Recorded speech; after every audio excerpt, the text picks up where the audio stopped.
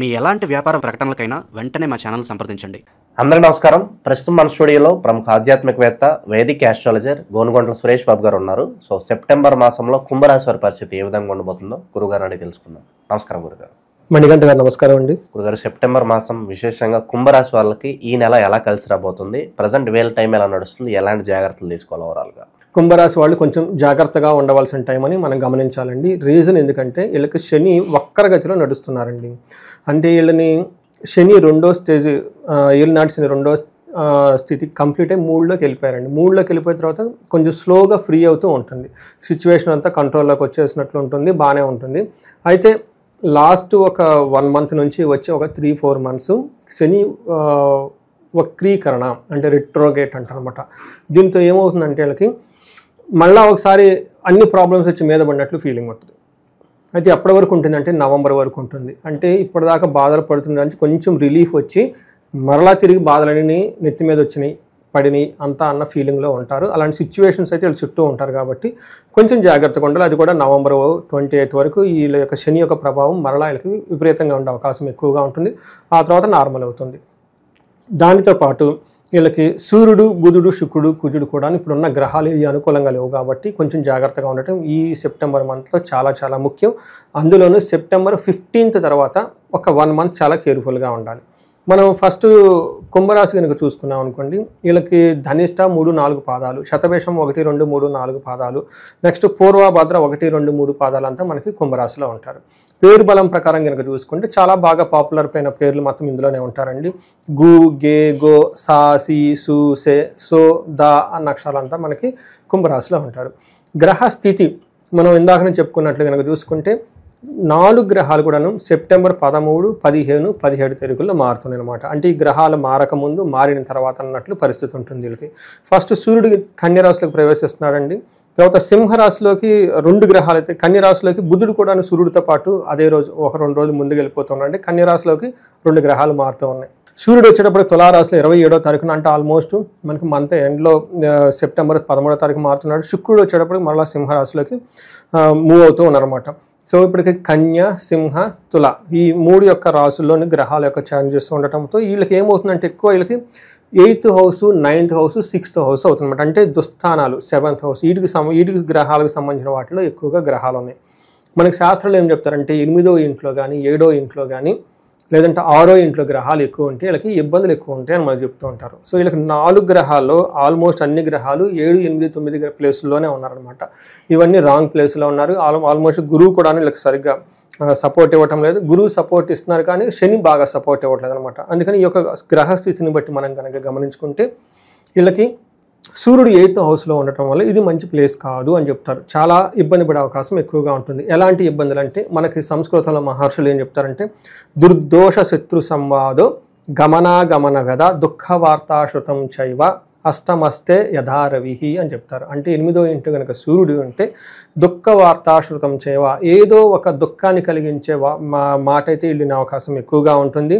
దుర్దోష శత్రు సంవాదో, శత్రువులతో గొడవలు పడే అవకాశం ఎక్కువగా ఉంటుంది. దురుద్దేశాలు ఎక్కువ కలుగుతూ ఉంటాయి. గమన వ్యధ అంటే వీళ్ళు ఎక్కడికైనా ట్రావెల్ చేస్తే దానివల్ల పెద్ద లాభం ఏమి ఉండదు, ఆయాసాలు ఎక్కువగా కూడుకొని ఉంటాయి, అంత అలసటగా ఉంటుంది. ఓకే, ట్రావెల్ వెళ్ళి వచ్చిన తర్వాత విపరీతంగా మంచాన్ని పట్టడం, రోగాన్ని పట్టడం, దిష్టి కొట్టుకోవటం ఇలాంటి ఎక్కువ జరిగే అవకాశం ఎక్కువగా ఉంటుంది. జాగ్రత్తగా ఉండాలి. దానితో పాటు భయం పడుతూ ఉంటారు, ధనం లాక ఇబ్బంది పడుతూ ఉంటారు. ఈ విషయాన్ని కొంచెం గమనించుకుంటూ ఉండాలి. అయితే మనకి కుజుడు కనుక చూసుకుంటే కుజుడు అగైన్ 9వ ఇంట్లో ఉన్నారండి. కుజుడు 9వ ఇంట్లో ఉండటం వల్ల అగైన్ ఇది మంచిది కాదు అని మనకు చెప్తారు. వీళ్ళకి ఏ విధంగా అంటే ఆశనాచ ధన శూన్యం శోషణం దేహ పీడనం స్థాననాశ విరోధం చ నవమస్తే ధారాసుతే. 9వ ఇంట్లో కనుక కుజుడు ఉండటం వల్ల 4 రకాల దుష్పరిణామాలు వస్తాయి. ఒకటి ఆశనాచ, అనుకున్నది కాకుండా ఆగిపోవటము. ధనశూన్యం, ధనం లేకపోవటం. దేహ శోషణం అంటే శరీరం అలసటకు గురే అవకాశం ఎక్కువగా ఉంటుంది. వీటన్నిటికంటే ముఖ్యంగా ఈ రాశి వాళ్ళకి స్థాన నాశనం చ అంటే అనుకున్న పని ఎక్స్పెక్టేషన్ విధంగా లేకుండా తక్కువ వచ్చే అవకాశం ఎక్కువగా ఉంటుంది. లేదంటే అనుకున్న పని కోల్పోయే అవకాశం ఎక్కువగా ఉంటుంది. జాబులు అయితే జాబులు పోయే అవకాశం ఎక్కువగా ఉంటుంది. కొంచెం జాగ్రత్తగా ఉండటం ఎంతైనా అవసరం. దీనితో పాటు విపరీతంగా ఖర్చు పెడతారు. తర్వాత ఫియర్ ఫ్రమ్ ఎనిమీస్, శత్రువుల నుంచి బాధలు ఎక్కువ వచ్చే అవకాశం ఎక్కువగా ఉంటుందన్నమాట. ఇవి మనకి ఇప్పటివరకు కనుక చూసుకుంటే ఏది సరిగా లేదని మనం చెప్పుకోవాలన్నమాట. అయితే 7వ ఇంట్లో శుక్రుడు ఉండటం వల్ల అగైన్ ఇది కూడాను అంత మంచి పొజిషన్ కాదు అని మనకు చెప్తారు. ఏ విధంగా అంటే కోపస్తదహ భీతి సర్వదా క్లేశ జీవనం స్త్రీ జాడ్యం మేహ రోగాది భృగో సప్తమిగే ఫలం అని చెప్తారు. 7వ ఇంట్లో కనుక శుక్రుడు ఉంటే ఏమవుతుందంటే ఇది కూడా అంత మంచి పొజిషన్ కాదు. ఏ విధంగా అంటే కోపపడతారు, సర్వదా క్లేశం, ఎప్పుడు ఏదో ఒకటి పోగొట్టుకున్న ఒక ఫీలింగ్లో ఉంటారు. క్లేశ జీవనం, ప్రతిరోజు డే టు డే లైఫ్ చాలా ఏమంటారు ఇబ్బంది పడంగా చిరాగ్గా ఉంటుందని చెప్పుకోవాలి.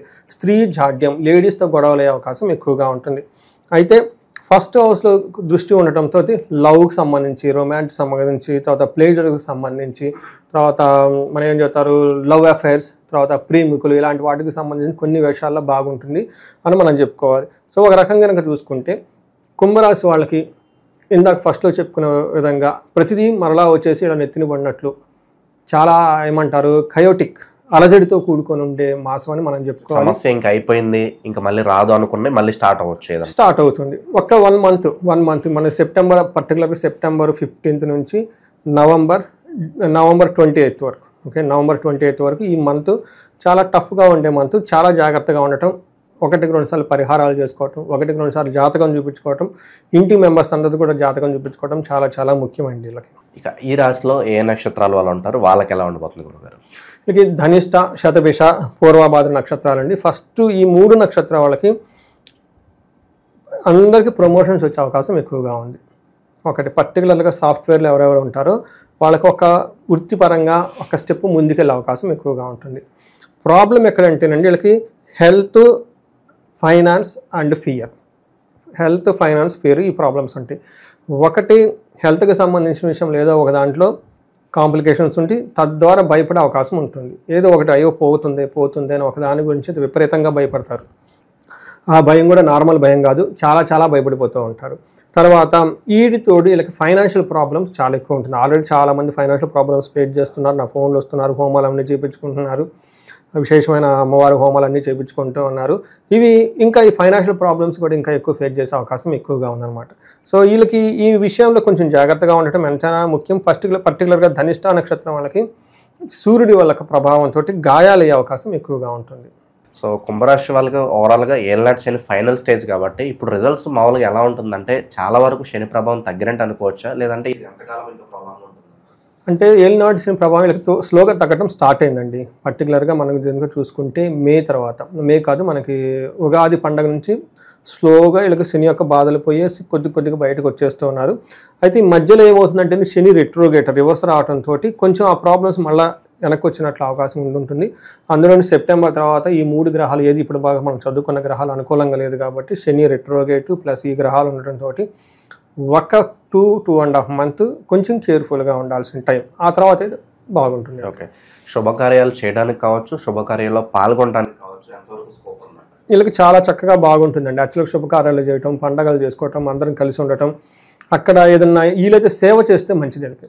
ఎందుకంటే సేవ, సపోజ్ శుభకార్యమే జరుగుతుంది, అక్కడికి వెళ్ళిపోయి జనాలకు అది ఇది అందించడం, పెళ్లి పనులు కొంటే పెళ్లి పనుల్లో ఉండటం, చేయటం, హోమాలు ఏదైనా జరుగుతుంటే కూర్చోవడం, ఎక్కువగా సేవ, ఫిజికల్గా వెళ్ళి హెల్ప్ చేయటం, నీళ్లు పోయటం, ఏదైనా అందించటము, ఇలాంటి కనుక వాలంటరీ కనుక చేస్తే ఈ యొక్క ఏమంటారంటే చేతిలో కర్మ దోషం అంటారు. చాలామంది అడుగుతూ ఉంటారు, మేము ఏ పని చేసినా సక్సెస్ కలిసి రావటం లేదు, తర్వాత మేము ఎంత చేసినా కానీ లాస్ట్ దాకా వచ్చి పోతుంది, దీనికి కారణం ఏంటంటే కర్మదోషం అంటారు. సో కొంతమందికి అంత జాబ్ కావాలి అనుకున్న జాబ్ రాదండి. ఎందుకంటే దేవుడు వాళ్ళని ఆ పని చేయడానికి అర్హత లేదు వాళ్ళకి. ఎక్కడో ఏదో చెడకర్మలు చేసి ఉంటారు, ఆ పాపం ఉంటుంది చూడండి, అవి ఇంకా మనకు ఉంటాయి. అందుకని ఈ కర్మలో దోషాలు, ఈ మనం చేసే చేతిలో దోషాలు ఎప్పుడైతే మనకు వాలంటరీగా కనుక సర్వ్ చేసేస్తూ ఉంటే ఏమీ ఎక్స్పెక్ట్ చేయకుండా ముసలి వాళ్ళకి, అనాథలకి, తర్వాత అన్డిజర్వ్డ్ పీపుల్, పర్టికులర్గా హోమాలు యజ్ఞాలు జరుగుతున్నాయి అనుకోండి, ఏదో ఒక పని చేసేయండి, అక్కడికి వెళ్ళిపోయేసి ఈ కట్లు అందియడం, ఆ హోమ సామాగ్రి అందియటము, లేదంటే వీళ్ళకి పిలవటం, వాళ్ళకి పిలవటం, భోజనం ఫ్రీగా సర్వ్ చేయటం, ఇలా చేస్తూ ఉంటే ఏమవుతుందంటే కర్మలో ఉన్న దోషాలన్నీ పోయేసి ప్యూరిఫై అయిపోతుందండి. ఎంత దోషం పోతే అంత పాజిటివ్ ఎనర్జీ వస్తుంది. ఇక కొత్త పరిచయాలు ఏమైనా అయ్యే అవకాశాలు ఉన్నాయి గురుగారు? ఇవాళ సర్కిల్ కావచ్చు, నెట్వర్క్ కావచ్చు, ఎలా మెయింటైన్ చేసుకుంటే బాగుంటుంది అంటారు? సరే, కొత్తగా పరిచయాలు వీళ్ళకి ఒక 2 months అవాయిడ్ చేస్తే బెటర్. మీరు చెప్పింది చాలా మంచి క్వశ్చన్. శని రెట్రోగేట్ అయ్యారు కాబట్టి కొత్త అవకాశాలు వస్తాయి. అవి అవకాశాలు కాదు, ఇటు వీళ్ళని కూలదొయటానికి కావాల్సిన పన్నాగాలు. కొత్త కొత్త పరిచయాలు అంటారు, అది లేడీస్ కానీ జెంట్స్ కానీ రకరకాల వాళ్ళు ఫ్రెండ్స్ కాదు, మిమ్మల్ని వెనక బ్యాక్ బైట్ చేసానికి వచ్చినా రెడీగా మనిషి ముఖంలో వచ్చినా ఏమనుకోవాలి, దెయ్యాలు భూతాలు పిశాచాలు అనుకోవాలి, జాగ్రత్తగా ఉండండి. సో వాళ్ళ వల్ల ధన నష్టం కావచ్చు, పరువు నష్టం కావచ్చు, రెండో అవకాశం కష్టంగా ఉంటుందండి. ఒక 2 months వీళ్ళు జాగ్రత్తగా ఉండాలి. ఈ టైంలో ఏది ఎక్స్పెరిమెంట్ చేయకూడదు. ఓకే. సో చేతిలో ఆల్రెడీ ఉద్యోగం ఉండి వేరే కంపెనీకి మారాలా వద్దే అలా ఆలోచనలో ఉంటారు చాలా మంది. అటువంటి వారికి ఎలా? సో ఏది చేంజెస్ అయితే వద్దండి, ఉన్నదాన్ని చక్కగా చూసుకోండి. దూరపు కొండల నువ్వు ఈ టైంలో, నేను ఎప్పుడైనా కాదు, తర్వాత మనకి మనకి November 28 తర్వాత దే కెన్ గో. ఈ 1 month 2 monthsలో ప్రతి పని ఒక్క నిమిషం వెనక్కి తీసుకుంటే మంచిదండి. ఓకే. ఇక చివరగా రైతులకు ఎలా ఉంటుంది విశేషంగా? సో రైతులకి అగ్రికల్చర్ రిలేటెడ్ కాబట్టి అండి, ఏది చేసుకున్నా కానీ వాళ్ళకి సీజన్ ఇంపార్టెంట్. ఈ సీజన్ ఏది చేసుకున్నా ముఖ్యం. కాకపోతే వీళ్ళకి మనం సెప్టెంబర్ శని ప్రభావం ఎక్కువగా ఉంటుంది కాబట్టి మొదట్లో ఒక 1 month 2 months తక్కువగా ఉంటుంది, కానీ తర్వాత రాను బాగుంటుంది. అందులో పంటలు ఇప్పుడు విత్తనాలు చల్లేది, నారులు నాటుకునే టైం కాబట్టి పనికి వీళ్ళకి బాగా దిగుబడి ఉంటుంది. ఓకే. సో ఓవరాల్గా ఎలాంటి పరిహారాలు చేసుకుంటే బాగుంటుంది అంటారు? నరఘోష, నరదృష్టి లాంటివి కూడా వీళ్ళు వెంటాడుతున్నాయి. ఖచ్చితంగా ఇప్పుడు వెంటాడుతాయండి. వీళ్ళకి ఒక టఫ్ టైం అని మనం చెప్పుకోవాలి. గ్రహాలు అనుకూలంగా లేవు కాబట్టి ఏమంటేనంటే మనం స్ట్రాంగ్గా ఉన్నప్పుడు ఎవరు రారండి, మనం వీక్గా ఉన్నప్పుడు ప్రతి ఒక్కళ్ళు వచ్చేసి మన మీద హిట్ చేయాలని చూస్తుంటారు. ఈ టైంలో గ్రహాలు సరిగా లేని టైంలో మీరు చెప్పినట్టు విధంగా పీడాలు కానివ్వండి, దోషాలు, తర్వాత ఏడుపులు, కుళ్ళు, కుతంత్రలు, నరదృష్టి, ఆ దృష్టి, ఈ దృష్టి, అన్ని రకాల దృష్టిలు ఇప్పుడు వాళ్ళకి అవకాశం వచ్చింది అటాక్ చేయడానికి. అందుకని చాలా జాగ్రత్తగా ఉండటం, ఒకసారి జ్యోతిష్యం చూసుకోవటం పంట ఉంటే చక్కగా ఉంటుంది. ఓకే. ఇక విశేషంగా ఎలాంటి పరిహారాలు చేసుకుంటే బాగుంటుందంట ఈ మాసంలో? ఫస్ట్ అండి, శనికి సంబంధించిన జపాలు చేయించుకోవడం చాలా ఈజీ అండి. 1 day ప్రొసీజర్, పెద్ద ఖర్చు కూడా ఏం కాదు. అది శుభ్రంగా శని గ్రహం దగ్గరికి వెళ్ళిపోవటం, పరిహారం చేసుకోవటం, అయిపోయిన వెంటనే దానికి శనికి సంబంధించిన హోమం చేయించుకోగలిగితే, లేదు అంటే అట్లీస్ట్ శివలింగానికి మనకి నువ్వుల నూనెతో వాళ్ళు చేసేస్తారని చెప్తే శుభ్రంగా అది చేయించేసుకుంటే ఒకటి శని గ్రహానికి జాపం అయిపోతుందండి.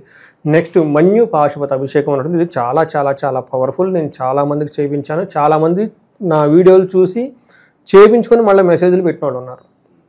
చాలా పవర్ఫుల్ అండి. ఉగ్రరూపమైన ఆంజనేయ స్వామి, ఉగ్రరూపమైన రుద్రావతారమైన శివుడికి సంబంధించిన కనుక చేసుకుంటే మీకు చూసారు ఇందాక అన్నారు చూసారా, దోషాలు, కుళ్ళు, ఏడుపులు, శత్రువులు బాధ ఇవన్నీ మీ దగ్గరికి అయితే ఏమీ చేయలేరండి. ఇది చాలా చాలా పవర్ఫుల్. ఇది చేయించుకోవాలి.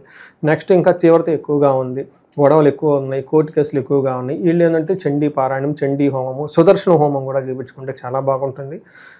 ముఖ్యంగా ఎవరైతే ఫైనాన్స్కి ఇబ్బంది పడుతూ ఉన్నారో, మీ ఆదాయం 10 లక్షలు నుంచి 15 లక్షలు 20 లక్షల నుంచి అంటే నెలకు 1 లక్ష రూపాయల కంటే ఎక్కువ మీద ఆదాయం ఉందో ఖచ్చితంగా మహాలక్ష్మి విశేష హోమం చేయించుకోండి. ఎందుకంటే మీకు ఆల్రెడీ దేవుడు కొద్ది గొప్ప ఇచ్చాడు. 1 లక్ష అంటే ఇట్స్ గుడ్ అమౌంట్ కదండి. మీ ఇన్కమ్ 20 లక్షల నుంచి ఎక్కువగా ఉందనుకోండి, ఆ సంవత్సరానికి ఒక హోమం చేయించేసుకోండి. ఇంకా 10 పెరుగుతారు, మీరు 10 మందికి ఇంకా హెల్ప్ చేయగలుగుతారు.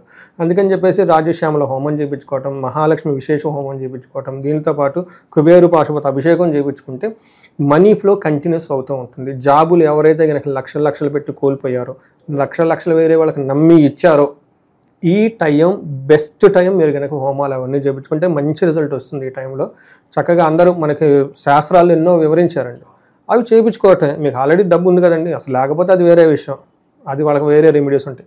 కొద్దిగా ఉండి చేయించుకోగలిగిన వాళ్ళు వెనక చేయించుకుంటే లైఫ్ అనేది చాలా స్మూత్గా ఉంటుంది, బాగుంటుంది. ఓకే. ఓవరాల్గా కుంభరాశి వాళ్ళకి ఈ సెప్టెంబర్ మాసం ఏ విధంగా ఉండబోతుందో చాలా బాగా వివరించారు. ధన్యవాదాలు. ధన్యవాదాలండి.